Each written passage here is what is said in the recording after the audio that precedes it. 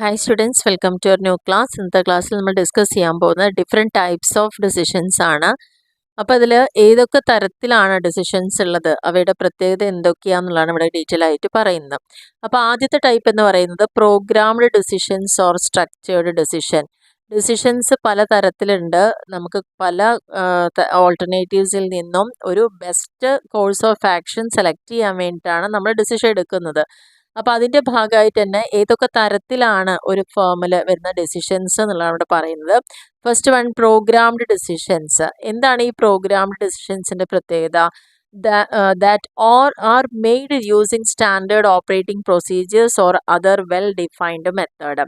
Programmed decisions ആണെങ്കിൽ അവിടെ എങ്ങനെ ചെയ്യണമെന്ന് കൃത്യമായിട്ട് ഡിഫൈൻ ചെയ്തിട്ടുണ്ടായിരിക്കും, അല്ലെങ്കിൽ അതിനൊരു സ്റ്റാൻഡേർഡ് ഓപ്പറേറ്റിംഗ് പ്രൊസീജിയർ ഉണ്ടായിരിക്കും എന്നുള്ളതാണ് ഇതിൻ്റെ പ്രത്യേകത എന്ന് പറയുന്നത്. They are situations that are routine and occur frequently. ഇത് ഇതിൻ്റെ മെയിൻ ആയിട്ട് മനസ്സിലാക്കേണ്ട ഒരു പോയിന്റാണ്. പ്രോഗ്രാംഡ് ഡിസിഷൻസ് എന്ന് പറയുമ്പം അവിടെ ഈ സിറ്റുവേഷൻസ്, ഇത്തരത്തിലുള്ള സാഹചര്യങ്ങൾ എപ്പോഴും അവിടെ റുട്ടീനായിട്ട്, അതായത് ജോലിയുടെ ഭാഗമായിട്ട് തന്നെ അവിടെ സംഭവിച്ചുകൊണ്ടിരിക്കുന്ന കാര്യങ്ങളാവാം. ആൻഡ് ഒക്കർ ഫ്രീക്വൻ്റ്ലി, ഇടയ്ക്കിടയ്ക്ക് ഇത്തരത്തിലുള്ള കാര്യങ്ങൾ അവിടെ സംഭവിച്ചിട്ടുണ്ടാവാം. അപ്പോൾ ആ കാര്യങ്ങളൊക്കെ വരുമ്പോൾ എന്ത് തീരുമാനം എടുക്കണം എന്നുള്ളത് കൃത്യമായിട്ട് അവിടെ ഡിഫൈൻ ചെയ്യുക ആ ഒരു ഓർഗനൈസേഷനിൽ, അല്ലെങ്കിൽ അതിനൊരു സ്റ്റാൻഡേർഡ് ആയിട്ടൊരു ഓപ്പറേറ്റിംഗ് പ്രൊസീജിയർ പ്രൊവൈഡ് ചെയ്യാം. ഇത്തരത്തിലുള്ള ഡിസിഷൻസ് ആണെങ്കിൽ ഇതിനെയാണ് പ്രോഗ്രാംഡ് ഡിസിഷൻസ് എന്ന് പറയുന്നത്.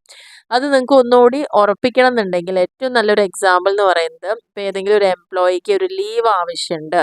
അങ്ങനെ ഒരു ലീവ് ആവശ്യം വരുമ്പോൾ എന്ത് ചെയ്യണം എന്നുള്ള ഒരു പ്രൊസീജിയർ അവിടെ കൊടുത്തിട്ടുണ്ടായിരിക്കും. ഓരോ ഫേമിലും വർക്ക് ചെയ്യുന്ന എംപ്ലോയീസിന് ഏതൊക്കെ സാഹചര്യങ്ങളിൽ ലീവ് എടുക്കാം, ലീവ് എടുക്കുമ്പോഴുള്ള കണ്ടീഷൻസ് എന്തൊക്കെയാണ് എന്ന് ഓൾറെഡി അവർ പ്രീ ഡിറ്റർമിൻ ചെയ്യുക. അപ്പോൾ അതിനെ തന്നെയാണ് എന്ത് പറയുന്നത്, പ്രോഗ്രാംഡ് ഡിസിഷൻസ് എന്ന് പറയുന്നത്. ഇനി ഈ ഒരു പ്രോഗ്രാംഡ് ഡിസിഷൻസിൻ്റെ പ്രത്യേകത നമ്മൾ പറഞ്ഞു, ഇത് ഫ്രീക്വൻ്റ് ആയിട്ട് ഉണ്ടായിക്കൊണ്ടിരിക്കുന്നതാണ്, റുട്ടീൻ്റെ ഭാഗമായിട്ടാണെന്നൊക്കെ പറയുന്നുണ്ട്. ഇനി ഇതൊരു ഇഫക്റ്റീവ് ആവണമെങ്കിൽ, programmed decisions are effective for എന്തിനു വേണ്ടിയിട്ടാണ്, ഡേ ടു ഡേ ആയിട്ടുള്ള issues such as request for leave or permission by employees. ഒരു ജോലിക്ക് നമ്മൾ ജോയിൻ ചെയ്താൽ അവിടുത്തെ എംപ്ലോയീസിന് ആ ഒരു ഫേം എങ്ങനെയൊക്കെയാണ് പെർമിഷൻസ് കൊടുക്കുന്നത്, അവർക്ക് ലീവ് റിക്വസ്റ്റ് എങ്ങനെയാണ്, അതിൻ്റെ കണ്ടീഷൻ എന്താണെന്നുള്ളത്, അപ്പോൾ അതൊക്കെ ഡെയിലി അവർ മീറ്റ് ചെയ്യുന്ന ഇഷ്യൂസ് ആയിരിക്കും ആ ഫേം. അപ്പോൾ അത്തരത്തിലുള്ള ഈ ഒരു ഇടയ്ക്കിടയ്ക്ക് ഒക്കർ ചെയ്യുന്ന ഒരു ഇവൻറ്റിൻ്റെ ഭാഗമായിട്ടുള്ള കാര്യങ്ങൾക്കൊക്കെയാണ് ഈ പ്രോഗ്രാംഡ് ഡിസിഷൻസ് എന്ന് പറയുന്നത്. Once the decision is taken, the program specifies processes or procedures to be followed when similar situation arises.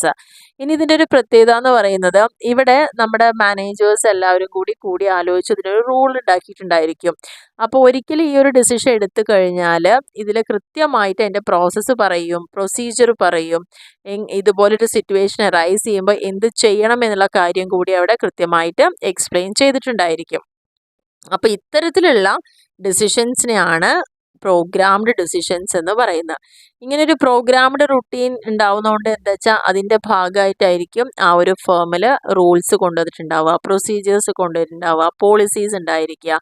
That becomes A standard in the organisation. ആ ഒരു ഓർഗനൈസേഷനിൽ ഓരോ കാര്യങ്ങൾ നടക്കുമ്പോഴും ചെയ്യേണ്ടത് എന്ത്, ചെയ്യരുതാത്തതെന്ന് കൃത്യമായിട്ട് അവിടെ ഡിഫൈൻ ചെയ്യുന്ന അത്തരത്തിലുള്ള ഡിസിഷൻസിനെയാണ് നമ്മൾ എന്ത് പറയുക, പ്രോഗ്രാംഡ് ഡിസിഷൻസ് എന്ന് പറയുന്നത്. ഇനി ഇതിനെ പറയാൻ പറ്റുന്ന വേറൊരു കാര്യം എന്ന് പറയുന്നത്, ഇതിനെ തന്നെയാണ് നമ്മൾ ഗൈഡ് ലൈൻസ് എന്ന് പറയുന്നത്, അല്ലെങ്കിൽ റൂൾസ് എന്ന് പറയുന്നത്. എന്തിന്, ചില ഡിസിഷൻ എടുക്കാൻ നമ്മൾ എടുക്കുന്ന ആ ഒരു മാനദണ്ഡം, ക്രൈറ്റീരിയ എന്ന് പറയുന്നത് ഇത്തരത്തിലുള്ള റൂൾസും ഗൈഡ് ലൈൻസും ആയിരിക്കും. Are available in the form of procedure manual to the users. ആരാണോ ആവശ്യക്കാർ അവർക്ക് ഇതൊരു പ്രൊസീജിയർ മാനുവലായിട്ട് അവൈലബിൾ ആയിരിക്കും. അപ്പോൾ അതിനെ ബേസ് ചെയ്തുകൊണ്ട്, ആ ഒരു മാനുവലിൽ എന്താണോ പറഞ്ഞിരിക്കുന്നത് അതിനെ ബേസ് ചെയ്തുകൊണ്ട് അവർക്ക് ഡിസിഷൻസ് എടുക്കുക എന്നുള്ളതാണ് പറയുന്നത്. ഇപ്പം നമ്മളൊരു കോളേജ് ആണെങ്കിലും there are specified rules and regulations അല്ലേ. ഓരോ സ്ഥാപനത്തിലും അവരുടേതായ റൂൾസ് ആൻഡ് റെഗുലേഷൻസ് ഉണ്ട്. അവിടെ എന്ത് ചെയ്യണം എന്ത് ചെയ്യരുത് എന്ന് വെൽ ഡിഫൈൻ ആയിട്ട് കൊടുത്തിട്ടുണ്ടെങ്കിൽ ആ ഒരു കാര്യം സംഭവിക്കുമ്പോൾ നമുക്കറിയാം അതിന് ഇങ്ങനെയാണ് സൊല്യൂഷൻ എന്നുള്ളത്. അപ്പോൾ അത്തരത്തിലുള്ള ഡിസിഷൻസിനെ തന്നെയാണ് പ്രോഗ്രാംഡ് ഡിസിഷൻ എന്ന് പറയുന്നത്. അപ്പോൾ ഇത്രയും ഡീറ്റെയിൽ ആയിട്ട് നമുക്ക് പ്രോഗ്രാം ഡിസിഷൻ എന്താണെന്ന് അറിഞ്ഞ സ്ഥിതിക്ക് ഇതിൻ്റെ ഇമ്പോർട്ടൻറ്റ് ക്യാരക്ടറിസ്റ്റിക്സ് എന്തൊക്കെയാണുള്ളത് നോക്കാം. ഇതിൽ ഫസ്റ്റ് പറയുന്നത് these decisions are well defined. ഇതിന്റെ പ്രത്യേകത എന്താ? സ്ട്രക്ചേർഡ് എന്നൊരു വേർഡും കൂടി ഇതിൽ വരുന്നുണ്ട്. പ്രോഗ്രാംഡ് ഓർ സ്ട്രക്ചേർഡ് ഡെസിഷൻ എന്നാണ്. അപ്പൊ സ്ട്രക്ചർ ഉണ്ടാവുന്ന ഒരു ഘടന ഉണ്ടാവുന്നത് എന്താണ്? അതിൽ കൃത്യമായിട്ട് ഡിഫൈൻ ചെയ്യുമ്പോഴാണ് ഓരോ കാര്യങ്ങൾ. അപ്പൊ അത് വെൽ ഡിഫൈൻഡ് ആയിരിക്കും ഈ ഡെസിഷൻ. റിപ്പിറ്റേറ്റീവ് ആവും. ഞാൻ പറഞ്ഞില്ലേ, ഒരു എംപ്ലോയിക്ക് ഒരു ലീവ് വേണമെങ്കിൽ എന്ത് ചെയ്യണം എന്നുള്ളത് ഒരു പ്രൊസീജിയറാണത്. അപ്പൊ ഇടയ്ക്കിടയ്ക്ക് വേറെ എംപ്ലോയീസ് എന്താ ആവശ്യമുണ്ടാവും? ലീവ് ആവശ്യമുണ്ടാവും. അപ്പോഴൊക്കെ ഈ നിയമം മാറുന്നില്ല. അവർക്ക് എന്താണോ ആ സെയിം പ്രൊസീജിയർ അത് ഫോളോ ചെയ്യുക. അപ്പൊ അത് റിപ്പിറ്റേറ്റീവാ. ഇതിന്റെ കാരണങ്ങൾ എന്ന് പറയുന്നത് എന്താണ്? എപ്പോഴും ആ ഒരു ഫേമിൽ ഒക്കെ ചെയ്തുകൊണ്ടിരിക്കുന്ന ഒരു കാര്യങ്ങൾക്ക് കൂടിയായിരിക്കും ഈ ഒരു സൊല്യൂഷൻ ഉണ്ടായിരിക്കുന്നത്.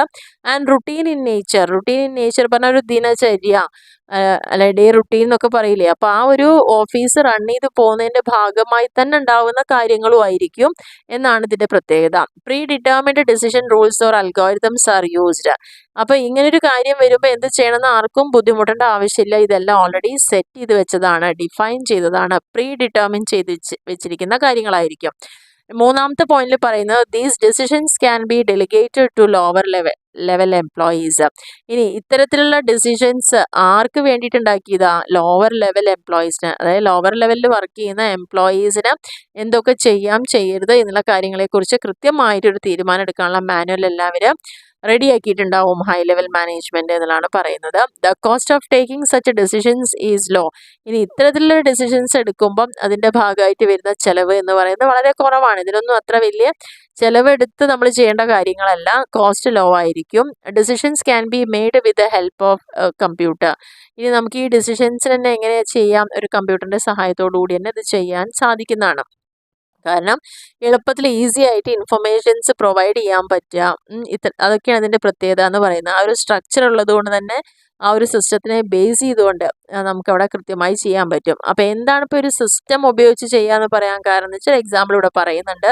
ഇപ്പോൾ ഒരു കസ്റ്റമർ തന്ന ഓർഡർ നമുക്ക് റിജക്റ്റ് ചെയ്യാം. എങ്ങനെ? If the customer credit with the company is less than the total payment for the order. ഒരു ഓർഡറിനുള്ള പൈസ അവർ കറക്റ്റായിട്ട് പേയ്മെന്റ് ചെയ്തിട്ടില്ലെങ്കിൽ നമുക്ക് ആ ഓർഡറെ ക്യാൻസൽ ചെയ്യാം. അതെല്ലാം നമ്മളിപ്പോൾ ചെയ്യുന്നതൊക്കെ ഏതിൻ്റെ സഹായത്തോടെയാണ്? കമ്പ്യൂട്ടറിൻ്റെ സഹായത്തോടെയാണ്. അപ്പോൾ അതുണ്ടെങ്കിൽ നമുക്ക് ഇത്തരത്തിലുള്ള കാര്യങ്ങൾ നമുക്ക് എളുപ്പത്തിൽ ചെയ്യാൻ സാധിക്കുന്നു. അതേപോലെ കസ്റ്റമേഴ്സിൻ്റെ order not rejected because the alternative payment arrangements have been made with the customer. ഇനി ആ കസ്റ്റമറുമായിട്ട് നമുക്ക് വേറെ ഏതെങ്കിലും തരത്തിലുള്ള ഒരു അറേഞ്ച്മെന്റ് പേയ്മെന്റ് സിസ്റ്റം ചെയ്യാൻ പറ്റുകയാണെങ്കിൽ അവിടെ ആ ഓർഡർ റിജക്റ്റ് ചെയ്യേണ്ട ആവശ്യവും വരുന്നില്ല. അപ്പൊ അത് രണ്ടും നമുക്കവിടെ വരുന്നുണ്ട് എന്നുള്ളതാണ് ഇതിന്റെ പ്രത്യേകത. ഇനി നെക്സ്റ്റ് പറഞ്ഞിരിക്കുന്നത് രണ്ടാമത്തതാണ് non programmed decisions or unstructured decisions. ഇനി എന്താണ് ഈ നോൺ പ്രോഗ്രാംഡ് ഡിസിഷൻ എന്ന് പറഞ്ഞാൽ? ആദ്യത്തത് നമ്മൾ പ്രോഗ്രാംഡ് പറഞ്ഞു. അവിടെ കൃത്യമായിട്ട് ഡിഫൈൻ ചെയ്ത കാര്യങ്ങൾ നമുക്ക് റുട്ടീൻ്റെ ഭാഗമായിട്ട് അല്ലെങ്കിൽ എന്താണ് ഡേ ടു ഡേ അഫയേഴ്സിൻ്റെ ഭാഗമായിട്ട് ഉള്ള കാര്യങ്ങളാണ് ആണെന്ന് പറഞ്ഞിട്ടുണ്ട്. അപ്പം അങ്ങനെ അല്ലാത്തതാണെങ്കിൽ അതിനെയാണ് എന്ത് പറയുന്നത്? നോൺ പ്രോഗ്രാംഡ് ഡെസിഷൻ എന്ന് പറയുന്നത്. കാരണം അവിടെ നോട്ട് സ്ട്രക്ചേർഡ്, അതിൻ്റെ മീനിങ് ആണ് അൺസ്ട്രക്ചേർഡ് എന്ന് പറയുന്നത്. അൺസ്ട്രക്ചേർഡ് പറയുമ്പോൾ അവിടെ ഒരു സ്ട്രക്ചർ ഇല്ല, എന്ത് ചെയ്യണം എന്നുള്ള വ്യക്തമായ ധാരണകളില്ല. അപ്പം അങ്ങനെയുള്ള decisions are usually taken through judgement and creativity. ഇത്തരത്തിലൊരു സാഹചര്യം വരുമ്പോൾ നമുക്ക് അവിടെ എന്ത് ചെയ്യേണ്ടി വരും? നമുക്കൊരു കൃത്യമായിട്ടുള്ള ജഡ്ജ്മെന്റ് അവിടെ നടക്കേണ്ടതുണ്ട്. അല്ലെങ്കിൽ നമ്മുടേതായ ക്രിയേറ്റീവ് ആയിട്ടുള്ള ഒരു ആൻസറിലേക്ക്, ഒരു സൊല്യൂഷനിലേക്ക്, ഡിസിഷനിലേക്ക് നമ്മൾ മാറേണ്ടതുണ്ട്. They are innovative in essence as newly created or unexpected problems R settled through unconventional and new strategies. ഇങ്ങനെ ഇത്തരത്തിൽ പുതിയതായിട്ടുള്ള കുറേ കാര്യങ്ങൾ നമുക്ക് ഇൻട്രൊഡ്യൂസ് ചെയ്യേണ്ടി വരും. കാരണം ന്യൂലി ക്രിയേറ്റഡ് ആയിരിക്കാം ആ ഒരു സൊല്യൂഷൻ അവിടെ നമ്മൾ കൊടുക്കുന്നത്, ഡിസിഷൻ എടുക്കുന്നത് അത്തരത്തിൽ ആദ്യമായിട്ടായിരിക്കാം ആ സ്ഥാപനത്തിൽ. കാരണം ആ ഒരു പ്രോബ്ലം എന്താണ്? അൺഎക്സ്പെക്റ്റഡ് ആണ്. നമുക്ക് എക്സ്പെക്റ്റ് ചെയ്യാൻ പറ്റാത്തൊരു കാര്യം വരുമ്പോഴാണ് നമുക്ക് പെട്ടെന്ന് തന്നെ ഡിസിഷൻ എടുക്കേണ്ടി വരുന്നത്. അവിടെ ഡിസിഷൻ എടുക്കുമ്പോൾ ഏതിലൂടെ മാത്രമേ നമുക്ക് ചെയ്യാൻ പറ്റുള്ളൂ? ത്രൂ ജഡ്ജ്മെന്റ് ആൻഡ് ക്രിയേറ്റിവിറ്റിയിലൂടെ മാത്രമാണ് ഡിസിഷൻ എടുക്കാൻ പറ്റുള്ളൂ. And settled through unconventional. ഇനി ആ ഒരു പ്രോബ്ലം എങ്ങനെ സെറ്റിൽ ചെയ്യും? നമുക്ക് അവിടെ അൺകൺവെൻഷണൽ ആയിട്ടോ അല്ലെങ്കിൽ പുതിയ സ്ട്രാറ്റജിയോ ഉപയോഗിച്ച് വേണം നമുക്കതിനെ സോൾവ് ചെയ്യാൻ അല്ലെങ്കിൽ ഡിസിഷൻ എടുക്കാൻ. കൺവെൻഷണൽ മെത്തേഡ് പറഞ്ഞാൽ ഓൾറെഡി സെറ്റ് ചെയ്ത് വെച്ച മെത്തേഡ് ഒന്നും ഇവിടെ നമുക്ക് അപ്ലൈ ചെയ്യാൻ പറ്റില്ല. അതിനാണ് നോൺ പ്രോഗ്രാംഡ് ഡിസിഷൻ അല്ലെങ്കിൽ അൺസ്ട്രക്ചേർഡ് ഡിസിഷൻ എന്ന് പറയുന്നത്. ഇനി ഈ ഒരു നോൺ പ്രോഗ്രാംഡ് ഡിസിഷനും എന്തുണ്ട്? കുറച്ച് ഇമ്പോർട്ടൻറ്റ് ക്യാരക്ടറിസ്റ്റിക്സ് പറയുന്നുണ്ട്. എന്തൊക്കെയാണ്? They are occasional and unique in nature. ഇനി ഇതിൻ്റെ പ്രത്യേകത എന്താ? ഇത് ഒക്കേഷണലായിട്ട് സംഭവിക്കുന്നതാണ് ആൻഡ് ഇതിൻ്റെ നേച്ചർ വളരെ യുണീക്കായിരിക്കും. ഇത് ഏതിനോടും നമുക്ക് കമ്പയർ ചെയ്യാനോ അല്ലെങ്കിൽ നമുക്ക് സാമ്യപ്പെടുത്തിയിട്ട് ഇങ്ങനൊരു സൊല്യൂഷൻ അവിടെ നമ്മൾ ചെയ്തു അതുകൊണ്ട് ഇവിടെയും ചെയ്യാം എന്നൊന്നും നമുക്ക് പറയാൻ പറ്റില്ല. ഇതൊരു സെപ്പറേറ്റ് ആയിട്ട് സംഭവിക്കുന്ന കാര്യങ്ങളായിരിക്കും. അതുകൊണ്ട് തന്നെ ഇത് എപ്പോഴും റിപ്പിറ്റേറ്റീവ് ആയിട്ട് നടന്നോളണമെന്നില്ല. No predefined procedures are available to solve problems. ഇത്തരത്തിലുള്ള പ്രശ്നങ്ങൾ വരുമ്പോൾ ഇവിടെ നമുക്ക് മുൻകൂട്ടിയിട്ട് ഉണ്ടാക്കി വെച്ച ഒരു കാര്യങ്ങളും യൂസ് ചെയ്യാൻ സാധിക്കില്ല. Management has to depend on problem solving methodology to take decisions. ഇത്തരത്തിലുള്ള പ്രശ്നം വരുന്ന സമയത്ത് മാനേജ്മെൻറ്റ് ഏതിനെയാണ് ഡിപ്പെൻഡ് ചെയ്യുന്നത്? Problem solving methodology. ഡിസിഷൻ എടുക്കാൻ അവർക്ക് പെട്ടെന്ന് സാധിക്കില്ല. അതുകൊണ്ട് തന്നെ ഇതിനുള്ള ടെക്നിക്സും ടൂൾസും മെത്തഡോളജിയും ഒക്കെ യൂസ് ചെയ്തിട്ടായിരിക്കും ഇവർ പ്രോബ്ലം സോൾവ് ചെയ്യുക. These decisions cannot be delegated. അതുകൊണ്ട് തന്നെ ഈ ഒരു ഡെസിഷൻ നമുക്ക് വേറെ ഒരു കാര്യത്തിലേക്ക് അപ്ലൈ ചെയ്യാനോ ഡെലിഗേറ്റ് ചെയ്യാനോ ഇത് സാധ്യമല്ല. കാരണം ഇതൊരു സ്പെഷ്യൽ കേസായിട്ട് ഇതുവരെ കാണാത്ത ഒരു കാര്യം, അതിനുള്ള ഒരു സൊല്യൂഷൻ എന്നുള്ള ലെവലിൽ മാത്രമാണ് ഇത് ഉപയോഗിക്കാൻ സാധിക്കുള്ളൂ. The cost of taking decisions is comparatively high. നമ്മൾ നേരത്തെ പറഞ്ഞത് പ്രോഗ്രാംഡ് ആകുമ്പോൾ അതിൻ്റെ കോസ്റ്റ് വളരെ ലോ ആണെന്ന് പറഞ്ഞു. പക്ഷെ ഇവിടെ കോസ്റ്റ് എങ്ങനെയാണ്?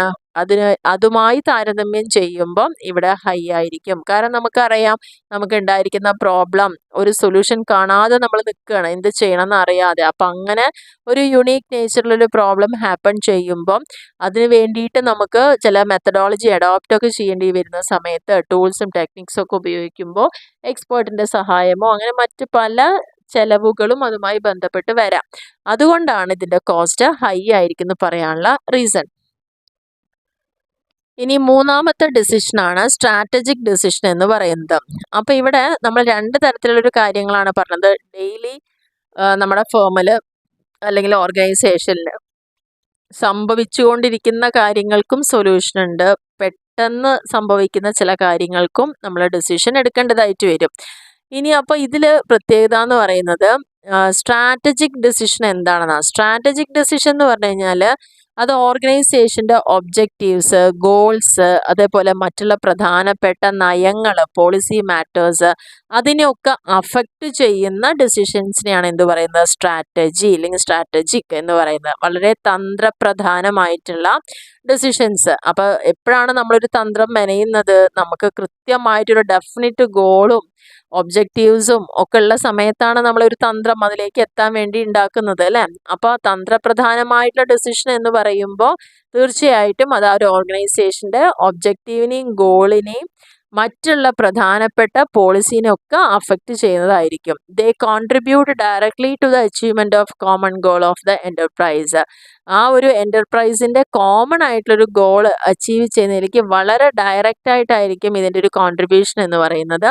അതുകൊണ്ട് തന്നെ ഇതിൻ്റെ പ്രത്യേകത എന്ന് പറയുന്നത് നമ്മൾ ഈ ഒരു തരത്തിലെ ഡിസിഷൻ എടുക്കുമ്പോൾ ആ ഒരു ബിസിനസ് എൻ്റർപ്രൈസിന് എങ്ങനെ ഒരു ഇംപ്ലിക്കേഷനാണ് വരുന്നത്? അതൊരു ലോങ് ടേമിലേക്ക് വരുന്ന ഇംപ്ലിക്കേഷൻ ആയിട്ടായിരിക്കും ഇതിൻ്റെ സൊല്യൂഷൻ അവിടെ മാറുന്നത്, അല്ലെങ്കിൽ ഡിസിഷൻ അവിടെ ഉണ്ടാവുന്നത്. ഈ ഒരു ഡിസിഷൻസ് എന്ന് പറയുന്നത് usually huge amount of investment of fund ഇവിടെ ആവശ്യമാണ്. ഇത്തരത്തിലുള്ള തീരുമാനങ്ങൾ നമ്മൾ എടുക്കുമ്പോൾ അവിടെ തീർച്ചയായിട്ടും അതിൻ്റെ ഇൻവെസ്റ്റ്മെൻറ്റ് എന്ന് പറയുന്നത് വളരെ ഹൈ ആയിരിക്കും. ഈ ഒരു ഡിസിഷൻസ് എടുത്തതിന് ശേഷം എന്താണ്? After careful analysis and evaluation of many alternative. അപ്പോൾ ഈ ഒരു ഡിസിഷൻ എടുക്കുമ്പോൾ നമ്മൾ അത്രയും ശ്രദ്ധിച്ച് വേണം ചെയ്യാൻ വേണ്ടിയിട്ട്. കാരണം കൃത്യമായിട്ട് നമ്മുടെ മുമ്പിലുള്ള ആ ഒരു ഓൾട്ടർനേറ്റീവ്സിനെല്ലാം നമ്മൾ വിശദമായി അനലൈസ് ചെയ്ത് ഇവാലുവേറ്റ് ചെയ്തതിന് ശേഷം മാത്രമാണ് നമുക്കത് അഡോപ്റ്റ് ചെയ്യാൻ പറ്റുള്ളൂ. കാരണം ഇവിടെ അതിൽ വ്യക്തമായി പറയുന്നുണ്ട് എന്താണ്? Huge amount of investment. വളരെ അധികം എമൗണ്ട് സ്പെൻഡ് ചെയ്യേണ്ടതായതും നമ്മുടെ ഓർഗനൈസേഷൻ്റെ ഗോളിനെയും ഒബ്ജക്റ്റീവിനെയും പോളിസി മാറ്റേഴ്സിനെയും അത്രമേൽ അതിനെ എന്ത് ചെയ്യുന്നുണ്ട്? ഇമ്പോർട്ടൻസും കൂടി കൊടുക്കുന്നതായതുകൊണ്ട് ഇത്തരത്തിലുള്ള ഡിസിഷൻസ് നമ്മൾ വളരെ ശ്രദ്ധാപൂർവം വേണം എടുക്കാൻ വേണ്ടിയിട്ട്. ഈ ഒരു ഡിസിഷൻ നോർമലി എടുക്കുന്ന ആരായിരിക്കും? ടോപ്പ് ലെവൽ മാനേജേഴ്സ് ആയിരിക്കും. അവർ മെജോറിറ്റിയും എന്ത് ചെയ്യുന്നുണ്ട്? Major deviations from practices and procedures followed earlier. ഇതിൻ്റെ പ്രത്യേകത നമ്മൾ മുന്നേ എന്തൊക്കെ പ്രൊസീജിയറും അല്ലെങ്കിൽ കാര്യങ്ങളൊക്കെയാണോ ഫോളോ ചെയ്ത് വന്നത് അതിൽ നിന്നൊക്കെ തികച്ചും ഒരു വ്യത്യസ്തമായിട്ടുള്ള ഒരു ഡിസിഷൻ തന്നെയായിരിക്കും സ്ട്രാറ്റജിക് ഡിസിഷൻ എന്ന് പറയുന്നത്. ഇത് പൊതുവെ അൺസ്ട്രക്ചേർഡിലാണ് നമുക്ക് പറയാൻ പറ്റുക. കാരണം ഒരു മാനേജർ അവരുടെ ബിസിനസ് ജഡ്ജ്മെൻറ്റിൻ്റെ ഭാഗമായിട്ടോ ഇവാലുവേഷൻ്റെയോ ഒരു ഇൻറ്റ്യൂഷൻ്റെയോ ഒക്കെ ഭാഗമായിട്ടായിരിക്കും ഇത്തരത്തിലുള്ള ഡിസിഷൻസ് എടുക്കുന്നുണ്ടായിരിക്കുക. ഇനി നാലാമത്തെ ഡിസിഷനാണ് ടാക്ടിക്കൽ ഡിസിഷൻ എന്ന് പറയുന്നത്. എന്താണ് ടാക്റ്റ് എന്ന് പറഞ്ഞു കഴിഞ്ഞാൽ അവിടെ നമ്മൾ ഒരു നയത്തിൽ ചില കാര്യങ്ങൾ ചെയ്തെടുക്കുക. Tact. These decisions relate to the implementation of strategic decision. Tactical decision എടുക്കുന്നത് ഏതിൻ്റെ ഭാഗമായിട്ടാണ്? ഒരു സ്ട്രാറ്റജിക് ഡിസിഷൻ ഇംപ്ലിമെൻ്റ് ചെയ്യുന്നതിൻ്റെ ഭാഗമായിട്ട് വരുന്ന ഡിസിഷനെയാണ് ടാക്ടിക്കൽ ഡിസിഷൻ എന്ന് പറയുന്നത്. They are directed towards developing divisional plans, structuring workflows, establishing distribution channels, acquisition of resources such as men, material and money. These decisions are taken at the middle level management. അപ്പം നമ്മളിവിടെ ശ്രദ്ധിക്കേണ്ട കാര്യം strategic ഡിസിഷൻ്റെ important എന്താണ്, അത് ആരെടുക്കുന്നു, ഏതിനെയൊക്കെ affect ചെയ്യുന്നു എന്നുള്ളതാണ് അവിടെ പഠിക്കുന്നത്. അതേസമയം അത് ടാക്റ്റിക്കിലേക്ക് മാറുമ്പോൾ ഇതേ സ്ട്രാറ്റജീനെ സപ്പോർട്ട് ചെയ്യാൻ അല്ലെങ്കിൽ അത് ഇംപ്ലിമെൻറ്റ് ചെയ്യാൻ വേണ്ട പ്ലാനുകളായിരിക്കും ടാക്റ്റിക്കലിലേക്ക് വരുന്നത്. സോ യൂഷ്വലി ഈ ഒരു ഡിസിഷൻ ആരായിരിക്കും എടുക്കുന്നത്? ഇത് മിഡിൽ ലെവൽ മാനേജേഴ്സ് ആയിരിക്കും ഇത്തരത്തിലുള്ള ഡിസിഷൻസ് എടുക്കുന്നത്. കാരണം ആ പറഞ്ഞിരിക്കുന്ന കാര്യങ്ങൾ ഇംപ്ലിമെൻറ്റ് ചെയ്യണമെങ്കിൽ അവിടെ പല ഡിവിഷനായിട്ട് തരംതിരിക്കേണ്ടി വരും, പല ഡിപ്പാർട്ട്മെൻറ്റുകളാക്കേണ്ടി വരും, അവരുടെ വർക്കുകൾ എങ്ങനെ പോകണം എന്നുള്ളത് സ്ട്രക്ചർ ചെയ്യേണ്ടി വരും, അതുപോലെ ഡിസ്ട്രിബ്യൂഷൻ ചാനൽ അവിടെ എസ്റ്റാബ്ലിഷ് ചെയ്യേണ്ടി വരും. അങ്ങനെ ഒരുപാട് റിസോഴ്സുകളെ കൃത്യമായിട്ട് യൂട്ടിലൈസ് ചെയ്യേണ്ടി വരും. ഇതെല്ലാം ആർക്കാണ് ചെയ്യാൻ പറ്റുക? അതാത് ഡിപ്പാർട്ട്മെൻറ്റിൻ്റെ മിഡിൽ ലെവലിൽ നിൽക്കുന്ന മാനേജേഴ്സിനായിരിക്കും ഇത് ചെയ്യാൻ പറ്റുക. അപ്പോൾ ഇതിനെയാണ് ടാക്ടിക്കൽ ഡിസിഷൻസ് എന്ന് പറയുന്നത്. നെക്സ്റ്റ് പറയുന്നത് അഞ്ചാമത്തെ ഓപ്പറേഷണൽ ഡിസിഷനാണ്. ഓപ്പറേഷണൽ ഡിസിഷൻസ് എന്ന് പറയുമ്പോൾ അവിടെ ക്ലിയർ ആണ്. ഓപ്പറേറ്റ് ചെയ്യുക, പ്രവർത്തിപ്പിക്കുക, എന്താ പ്രവർത്തനത്തിൻ്റെ ഭാഗം, എങ്ങനെ പ്രവർത്തനം ഉണ്ടാവുന്ന ഓരോ എൻ്റർപ്രൈസും അവർക്ക് ദൈനംദിന പ്രവർത്തനങ്ങൾ അവിടെ ഉണ്ടാവുന്നുണ്ട്. ഡേ ടു ഡേ അഫയേഴ്സ് ഓരോ ഫേമിൽ നടക്കുന്നുണ്ട്. They have a short term horizon as they are taken repetitively. ഇതിങ്ങനെ കണ്ടിന്യൂസ് ആയി പോയിക്കൊണ്ടിരിക്കുന്ന ഒരു പ്രോസസ്സാണ്. അപ്പോൾ ഒരു ഷോർട്ട് ടേമിലേക്ക് വരുന്ന പെട്ടെന്ന് എടുക്കുന്ന ചില തീരുമാനങ്ങൾ, അങ്ങനെയുള്ള കാര്യങ്ങളാണ് ഓപ്പറേഷൻ്റെ ഭാഗമായിട്ട് വരുന്ന ഡിസിഷനാണ് ഇവിടെ പറഞ്ഞിരിക്കുന്നത്. ഇനി ഈ ഒരു ഡിസിഷൻ്റെ പ്രത്യേകത എന്ന് പറയുന്നത് these decisions are based on facts regarding the events and do not require much business judgment. ഈ ഒരു ഡിസിഷൻസിൻ്റെ പ്രത്യേകത എന്ന് പറയുന്നത് ഇവിടെ നമ്മൾ തീരുമാനം എടുക്കേണ്ടത് ചില വസ്തുതകളെ മുൻനിർത്തിക്കൊണ്ടാണ്. ഫാക്റ്റുകൾ, ചില യാഥാർത്ഥ്യങ്ങൾ, അതിനെ ബേസ് ചെയ്തുകൊണ്ടുള്ള തീരുമാനമാണ് ഓപ്പറേഷണൽ ഡിസിഷൻ. എന്തിനാണ്? Regarding the events and do not require much business judgement. നമ്മൾ നേരത്തെ പറഞ്ഞ ആ സ്ട്രാറ്റജിയുടെയോ ടാക്റ്റിക്കലിനോ അത്ര തന്നെ ഒരു ബുദ്ധിമുട്ടോ കോസ്റ്റോ ഒന്നും വരാത്തൊരു ഡിസിഷൻ, എന്നാൽ ഡേ ടു ഡേ അഫയേഴ്സ് നമുക്ക് ആവശ്യമുള്ളതുമാണ്. അതിനാണ് ഓപ്പറേഷണൽ ഡിസിഷൻ എന്ന് പറയുന്നത്. ഈ ഒരു ഡിസിഷൻ നോർമലി എടുക്കുന്ന ആരായിരിക്കും? ലോവർ ലെവൽ മാനേജ്മെൻ്റ് ആയിരിക്കും. അപ്പോൾ ഓപ്പറേഷണൽ ലെവൽ എന്ന് പറയുന്നത് ഏറ്റവും താഴ്ഭാഗത്തുള്ള ആ ഒരു സെറ്റ് ഓഫ് പീപ്പിളാണ് ഇത് ഓപ്പറേഷൻ്റെ ഭാഗമായി വരുന്നത്. അവരെ ലീഡ് ചെയ്യുന്നത് അവിടുത്തെ ലോവർ ലെവൽ മാനേജ്മെൻ്റ് ആയിരിക്കും. അവർ ഡേ ടു ഡേ അഫയേഴ്സിലുള്ള കാര്യങ്ങൾ കൃത്യമായിട്ട് അവർക്ക് കൊടുക്കും.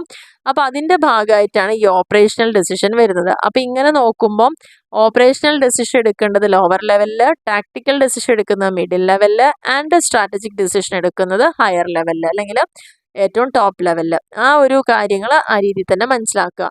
പിന്നെ അതേപോലെ തന്നെ ഇവിടെ മെയിനായിട്ട് വരുന്നത് ഒരു മാനേജർക്ക് വളരെ റാഷണലായിട്ടും വെൽ ഇൻഫോംഡ് ആയിട്ടുള്ള ഡിസിഷൻസ്, ഇൻഫർമേഷൻ സിസ്റ്റം, അതിനൊക്കെ ബേസ് ചെയ്തിട്ട് അല്ലെങ്കിൽ മാനേജറൽ ഡിസിഷൻ മേക്കിങ്ങിലേക്ക് വരുമ്പോൾ ഇതിനൊക്കെയാണ് കൂടുതൽ ഫോക്കസ് കൊടുക്കേണ്ടത്.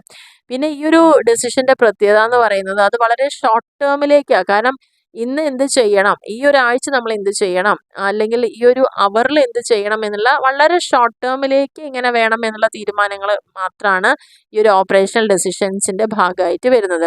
ഇതിൽ അതുകൊണ്ട് തന്നെ പ്രധാനമായിട്ട് വരുന്ന ഓപ്പറേഷണൽ ഡീറ്റെയിൽസ്, ഡെയിലി റിസോഴ്സ്, ഇപ്പോൾ ഇന്ന് നമ്മുടെ കയ്യിലെ റിസോഴ്സ് എന്താണുള്ളത്, അത് എവിടെയൊക്കെ അലോക്കേറ്റ് ചെയ്തു, എങ്ങനെ ഇന്നത്തെ ഇൻവെൻട്രീനെ കൺട്രോൾ ചെയ്യണം, എങ്ങനെയാണ് റൂട്ടിംഗ് ഡെലിവറി, നമ്മുടെ പ്രൊഡക്റ്റ് ഫ്ലോ ഒക്കെ മാക്സിമൈസ് ചെയ്യാൻ പറ്റും, അങ്ങനെ ഓരോ ദിവസത്തേക്ക്, ആഴ്ചയ്ക്ക്, ഈവൺ ഒരു മണിക്കൂറിലേക്ക് വേണ്ട കാര്യങ്ങൾ മാത്രം അതാത് ഡിപ്പാർട്ട്മെൻറ്റ് ഏറ്റവും ഓപ്പറേറ്റ് ചെയ്യുന്ന സെക്ഷനിൽ എടുക്കുന്ന തീരുമാനങ്ങളാണ് ഓപ്പറേഷണൽ ഡിസിഷൻ എന്ന് പറയുന്നത്. നെക്സ്റ്റ് പോയിന്റിൽ പറയുന്ന ഓർഗനൈസേഷണൽ ആൻഡ് പേഴ്സണൽ ഡിസിഷൻസ് ആണ്. ഇവിടെ പ്രത്യേകത the decisions which are taken by any person in his personal capacity and not as a member of the organisation are known as a personal decision. Personal decision, വ്യക്തിപരമായിട്ടുള്ള തീരുമാനങ്ങളാണ്. അപ്പൊ ഇവിടെ എന്തില്ല എന്നാ പറയുന്നത്, ഇത്തരത്തിലുള്ള ഡിസിഷൻസ് നോർമലി എടുക്കുന്ന ഓരോ വ്യക്തികളാണ്. അവരുടെ കപ്പാസിറ്റിക്ക് അനുസരിച്ച് ആ വ്യക്തികൾ അതിന് വേണ്ടിയിട്ട് ഒരു ഓർഗനൈസേഷന്റെ മെമ്പർ ആവണം എന്നൊന്നുമില്ല. അപ്പൊ ആ ഓർഗനൈസേഷനിൽ അല്ലാത്ത ഒരാള് സ്വമേധയ അവർക്ക് വ്യക്തിപരമായി എടുക്കുന്ന തീരുമാനങ്ങളെയാണ് എന്ത് പറയുന്നത്, പേഴ്സണൽ ഡെസിഷൻ എന്ന് പറയുന്നത്. ഇപ്പോൾ എക്സാമ്പിൾ പറയുകയാണെങ്കിൽ ഡെസിഷൻ ഫോർ ലീവ്. നമുക്കിപ്പോൾ പെട്ടെന്ന് നാളെ ഒരു അത്യാവശ്യമുണ്ട്, ഒരു ലീവ് എടുക്കുക, അത് എൻ്റെ വ്യക്തിപരമായ കാര്യമാണ്, അല്ലെങ്കിൽ പേഴ്സണൽ ആയിട്ടുള്ള ഡെസിഷനാണ്. ഇതിനെയാണ് ഓർഗനൈസേഷണൽ ആൻഡ് പേഴ്സണൽ ഡെസിഷൻ എന്ന് പറയുന്നത്. ഇനി ഓർഗനൈസേഷണൽ ഓർ ഇൻസ്റ്റിറ്റ്യൂഷണൽ ഡെസിഷൻ എന്ന് പറഞ്ഞു കഴിഞ്ഞാൽ which are taken by the executives or officers. അപ്പോൾ ഇവിടെ നമുക്ക് രണ്ട് ഹെഡിങ് ആണ് വരുന്നത്. ഒന്ന് ഓർഗനൈസേഷണൽ ഡെസിഷൻ, രണ്ട് പേഴ്സണൽ ഡെസിഷൻ. ഒരു വ്യക്തി അവരുടെ സ്വന്തം കാര്യങ്ങൾക്ക് വേണ്ടി എടുക്കുന്ന തീരുമാനങ്ങൾ പേഴ്സണലും, ഒരു ഓർഗനൈസേഷൻ അവിടെ എക്സിക്യൂട്ട് ചെയ്യുന്നതിൻ്റെ ഭാഗമായിട്ടോ അല്ലെങ്കിൽ എക്സിക്യൂട്ടീവ്സോ ഓഫീസേഴ്സോ എടുക്കുന്ന തീരുമാനങ്ങൾ അത് organisational ഡെസിഷനാണ്. their formal capacity and which may be delegated to other persons. Organisation ഡിസിഷന്റെ പ്രത്യേകത അവിടുത്തെ ടോപ്പ് ലെവൽ മാനേജേഴ്സ് മറ്റുള്ള വ്യക്തികളിലേക്ക് ഡെലിഗേറ്റ് ചെയ്യുക, അതിൻ്റെ ഭാഗമായിട്ട് എടുക്കുന്ന ഡിസിഷൻസ് ആണ്. ഇനി ഏഴാമത്തെ ടൈപ്പിനെയാണ് പറയുന്നത് പോളിസി എന്ന് പറയുന്നത്, അഡ്മിനിസ്ട്രേറ്റീവ് ആൻഡ് എക്സിക്യൂട്ടീവ് ഡിസിഷൻസ്. അപ്പോൾ ഇതിൽ പ്രധാനമായിട്ടും നമ്മൾ 3 കാര്യങ്ങളെ കുറിച്ച് അവിടെ പറയുന്നത്. ഒന്ന് പോളിസി ഡിസിഷൻ എന്താണെന്നുള്ളത്, ഒന്ന് അഡ്മിനിസ്ട്രേറ്റീവ് ഡിസിഷൻ എന്താണെന്നുള്ളതും എക്സിക്യൂട്ടീവ് ഡിസിഷനും. ഇപ്പം നമ്മളിവിടെ ഡിസ്കസ് ചെയ്ത ഈ പോയിന്റുകളെല്ലാം 2 മാർക്കിനൊക്കെ ഒരു ചോദ്യം ചോദിക്കാം, 5 മാർക്കിൻ്റെ ഒരു ക്വസ്റ്റൻ ആയിട്ടും ഇവിടെ നമുക്ക് ചോദിക്കാവുന്നതാണ്. അപ്പോൾ എന്താണ് പോളിസി ഡിസിഷൻ? നയ തീരുമാനങ്ങൾ, നയങ്ങളാണ് അവിടെ ഉദ്ദേശിക്കുന്നത്. ഇത് നോർമലി പോളിസികൾ എപ്പോഴും ഫോർമുലേറ്റ് ചെയ്യുന്നൊക്കെ ആരുടെ ജോലിയാണ്? ടോപ്പ് മാനേജ്മെൻറ്റിൻ്റെ ജോലിയാണ്, അല്ലെങ്കിൽ അഡ്മിനിസ്ട്രേഷൻ്റെ ഭരണ സംവിധാനത്തിൻ്റെ ഭാഗമായിട്ട് ഒരു ഓർഗനൈസേഷനിൽ എടുക്കുന്നതാണ് പോളിസി ഡിസിഷൻസ്. ഇത് ഏതുമായി ബന്ധപ്പെട്ടിരിക്കും? ആ സ്ഥാപനത്തിലുള്ള ഏറ്റവും ഇമ്പോർട്ടൻ്റ് ആയിട്ടുള്ള പ്രശ്നങ്ങൾ, മേജർ ഇഷ്യൂസ്, അതിനെ base and policies such as the nature of financial structure. അതിൻ്റെ ഏറ്റവും ഇമ്പോർട്ടൻ്റ് ആയ കാര്യം ഒരു ഫേമിൽ എന്തൊക്കെയാണ്? അതിൻ്റെ ഫിനാൻഷ്യൽ സ്ട്രക്ചർ, അതിൻ്റെ മാർക്കറ്റിംഗ് പോളിസികൾ, അതിൻ്റെ ഔട്ട്ലൈൻ, ഓർഗനൈസേഷൻ സ്ട്രക്ചറിൻ്റെ ഔട്ട്ലൈൻ, ഇതെല്ലാം വളരെ പ്രധാനപ്പെട്ട കാര്യങ്ങളാണ്. അപ്പോൾ അത്തരത്തിലുള്ള തീരുമാനങ്ങളാണെങ്കിൽ അതിനെ പോളിസി ഡിസിഷൻ എന്ന് പറയാം. രണ്ടാമത്തത് അഡ്മിനിസ്ട്രേറ്റീവ് ഡിസിഷനാണ്. അഡ്മിനിസ്ട്രേറ്റീവ് ഡിസിഷൻ എന്ന് പറഞ്ഞു കഴിഞ്ഞാൽ മെയിനായിട്ട് ഇവിടെ ചെയ്യുന്ന ആരായിരിക്കും? മിഡിൽ ലെവൽ മാനേജ്മെൻ്റ് ആണ്. മിഡിൽ ലെവൽ മാനേജ്മെൻ്റ് ആണ് അതിൻ്റെ ഭരണകാര്യങ്ങളൊക്കെ നിർവഹിക്കുന്നത്. And less important than policy decision. അപ്പോൾ ഫസ്റ്റ് ഇമ്പോർട്ടൻ്റ് ആർക്കാണ്? പോളിസിക്ക്, അത് ടോപ്പ് ലെവൽ. അത് കഴിഞ്ഞ് തൊട്ട് താഴെ ആൾക്കാരാണ് മിഡിൽ ലെവൽ. അവരാണ് അവിടുത്തെ അഡ്മിനിസ്ട്രേഷൻ ലെവൽ അവിടെ കൈകാര്യം ചെയ്യുന്നതെന്നുള്ളതാണ് പറയുന്നത്. ഓക്കെ, ഇനി നെക്സ്റ്റ് പറഞ്ഞിരിക്കുന്നത് ഇപ്പം അതിൻ്റെ ഒരു എക്സാമ്പിൾ ഇവിടെ പറയുന്നുണ്ട്. Size of the advertising budget is A policy decision. നമ്മളുടെ കമ്പനി നമ്മുടെ പ്രൊഡക്റ്റിന് വേണ്ടിയിട്ട് എത്ര രൂപ അഡ്വർടൈസ്മെൻറ്റ് ചിലവാക്കണം എന്ന് പറയുന്നത് ഒരു പോളിസി ഡിസിഷനാണ്. പക്ഷേ അതിന് ഏത് മീഡിയ സെലക്ട് ചെയ്യണം എന്ന് പറയുന്നത് അതിൻ്റെ അഡ്മിനിസ്ട്രേറ്റീവ് ഡിസിഷനാണ്. വളരെ നല്ലൊരു എക്സാമ്പിളായിട്ട് തന്നെ ഇവിടെ പറഞ്ഞിരിക്കുന്നത്, നമ്മുടെ കമ്പനിയുടെ പ്രോഡക്റ്റ് അഡ്വർടൈസ് ചെയ്യണമെങ്കിൽ എത്ര രൂപ ചിലവാകും എന്ന് പറയുന്നത് വളരെ വലിയൊരു തീരുമാനമാണ് അവിടെ എടുക്കുന്നത്. അത് ഏത് ഭാഗമാണ്? പോളിസി ഡെസിഷൻ്റെ ഭാഗമാണ്. എന്നാൽ അത് തീരുമാനം എടുത്തു കഴിഞ്ഞാൽ അതിന് വേണ്ടിയിട്ട് ഏത് മീഡിയ സെലക്ട് ചെയ്യണം എന്ന് തീരുമാനിക്കുമ്പോൾ അത് ഏത് ലെവലായി? അഡ്മിനിസ്ട്രേറ്റീവ് ഡിസിഷനായിട്ട് മാറി. ഇനി മൂന്നാമതാണ് എക്സിക്യൂട്ടീവ് ഡിസിഷൻ എന്ന് പറയുന്നത്. എക്സിക്യൂട്ടീവ് ഡിസിഷൻ എന്ന് പറഞ്ഞു കഴിഞ്ഞാൽ ഇവിടെ ഇവർ തീരുമാനം എടുത്തു, അതിൻ്റെ മീഡിയ സെലക്ട് ചെയ്തു, അത് ഇംപ്ലിമെൻറ്റ് ചെയ്യുന്ന ആ സ്റ്റേജാണ് അല്ലെങ്കിൽ ആ ലെവലാണ് എക്സിക്യൂട്ടീവ് ഡിസിഷൻ എന്ന് പറയുന്നത്.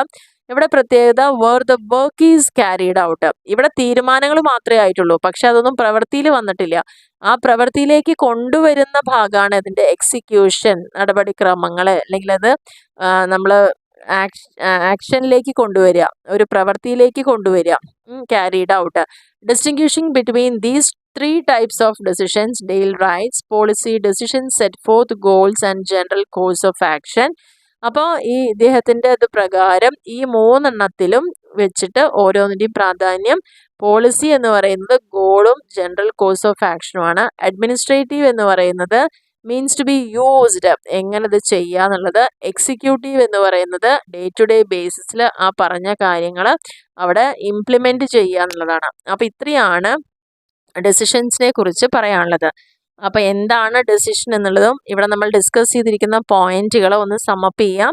ജസ്റ്റ് പ്രോഗ്രാംഡ് ഡെസിഷൻ, അതേപോലെ തന്നെ നോൺ പ്രോഗ്രാംഡ് ഡെസിഷൻസ്, ഇനി നമ്മൾ പറഞ്ഞ മൂന്നാമത്തെ പോയിന്റ് സ്ട്രാറ്റജിക് ഡെസിഷൻ, നാലാമത്തെ ടാക്ടിക്കൽ ഡെസിഷൻ, അഞ്ചാമത്തത് ഓപ്പറേഷണൽ ഡെസിഷൻസ്, ആറാമത്തത് ഓർഗനൈസേഷണൽ ആൻഡ് പേഴ്സണൽ ഡെസിഷൻസ്, ഏഴാമത്തത് policy, administration and executive decisions. ഇത്രയും തരത്തിലുള്ള ഡെസിഷൻസ് ആണ് ടൈപ്സ് ഓഫ് ഡെസിഷൻസ്. നിങ്ങൾക്ക് ക്വസ്റ്റ്യൻ വരാം, what are the different types of decisions or explain the different types of decisions. അപ്പോൾ അതിൽ കൃത്യമായിട്ട് ഈ 7 പോയിന്റുകൾ വരണം.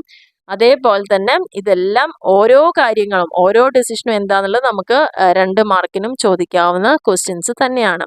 അപ്പോൾ ഈ പറഞ്ഞിരിക്കുന്ന കാര്യങ്ങൾ എല്ലാവർക്കും ക്ലിയർ ആയെന്ന് വിചാരിക്കുന്നു. അപ്പോൾ ഈ വീഡിയോ നിങ്ങൾക്ക് ഇഷ്ടപ്പെടുകയാണെങ്കിൽ തീർച്ചയായിട്ടും ലൈക്ക് ചെയ്യാനും ഷെയർ ചെയ്യാനും കമൻറ്റ് ചെയ്യാനും മറക്കരുത്. സബ്സ്ക്രൈബ് ചെയ്യാത്ത ആൾക്കാരുണ്ടെങ്കിൽ തീർച്ചയായിട്ടും ഒന്ന് സബ്സ്ക്രൈബ് ചെയ്യുക, സപ്പോർട്ട് ചെയ്യാം. Okay, thank